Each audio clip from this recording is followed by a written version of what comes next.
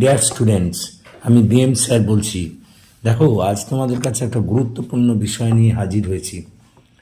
আজ আমি তোমাদের 2025 সালে কলকাতা বিশ্ববিদ্যালয়ের সোশিওলজি ডিএসসি A1-এর SAQ এর লাস্ট মিনিটের সাজেশান উত্তর সহ দিতে চলেছি।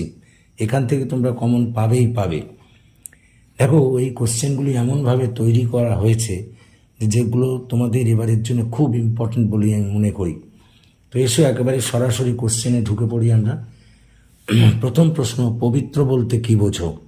প্রকৃতপক্ষে পবিত্র বলতে মূলত ধর্মীয় উৎসবকে কেন্দ্র করে নিজেকে উৎসর্গ করা, পুণ্য অর্জন করা প্রভৃতিকে বোঝায়।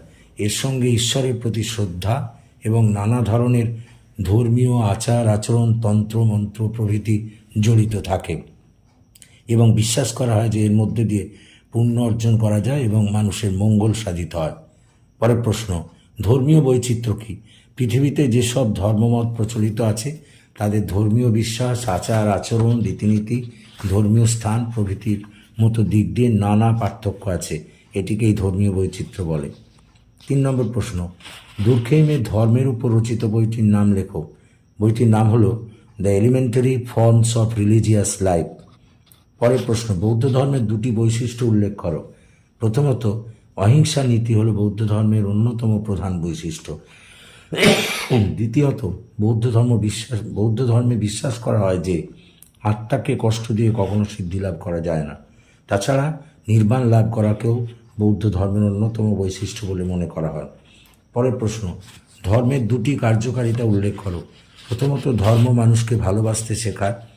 দ্বিতীয়ত, ধর্ম সমাজের নিয়ন্ত্রক হিসেবে কাজ করে এবং মানুষের চরিত্র গঠনে সাহায্য করে। পরের প্রশ্ন, ধর্ম জনগণের আফিং উক্তিটি কার? আলোচ্য উক্তিটির প্রবক্তা হলেন মার্কস।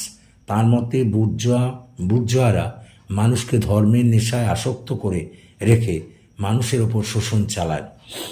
পরের প্রশ্ন, পুরাকথা বা মিথ কি? একটি পৌরাণিক কাহিনী যা একটি ঐতিহ্যগত গল্প যা বিশ্ব এবং প্রাকৃতিক ঘটনা বা সামাজিক ঘটনাকে ব্যাখ্যা করে। পরের প্রশ্ন, সাম্প্রদায়িকতার একটি কুফল লেখো।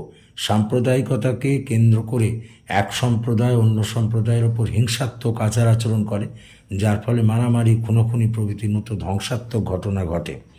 পরের প্রশ্ন, ধর্ম সম্পর্কে ম্যাক্স ওয়েবারের রচিত গ্রন্থটির নাম কি?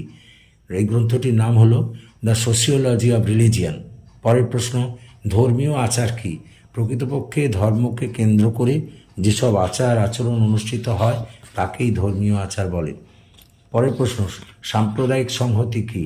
সাম্প্রদায়িক সম্প্রীতি ও ভালোবাসাকে কেন্দ্র করে এক সম্প্রদায় যখন সব বিভেদ ভুলে গিয়ে অন্য সম্প্রদায়ের সঙ্গে মিলেমিশে একাকার হয়ে যায় তখনই তাকে সাম্প্রদায়িক সংহতি বলে। পরের প্রশ্ন, খ্রিস্ট ধর্মের প্রবর্তক কে? যীশুখ্রিস্টকেই খ্রিস্ট ধর্মের প্রবর্তক বলে মনে করা হয়। পরের প্রশ্ন, বৌদ্ধদের একটি ধর্মগ্রন্থের নাম লেখো। ত্রিপিটক।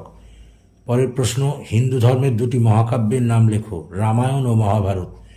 পরের প্রশ্ন, ইসলাম ধর্মের একটি গ্রন্থের নাম লেখো। কোরআন হলো ইসলাম ধর্মের মূল গ্রন্থ। পরের প্রশ্ন, দুর্খেইমের মতে অপবিত্র কি?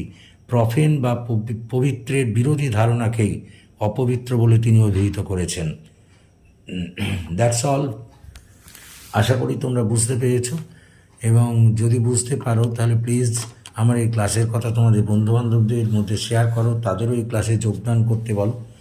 এবং তোমরা যারা এখনও আমার এই চ্যানেলটিকে সাবস্ক্রাইব করোনি, প্লিজ সাবস্ক্রাইব মাই চ্যানেল। আমাকে এগিয়ে আসতে সাহায্য করো, আমার পাশে দাঁড়াও, যাতে আমি তোমাদের আরও বেশি করে কাজে লাগতে পারি। So that's all for this today.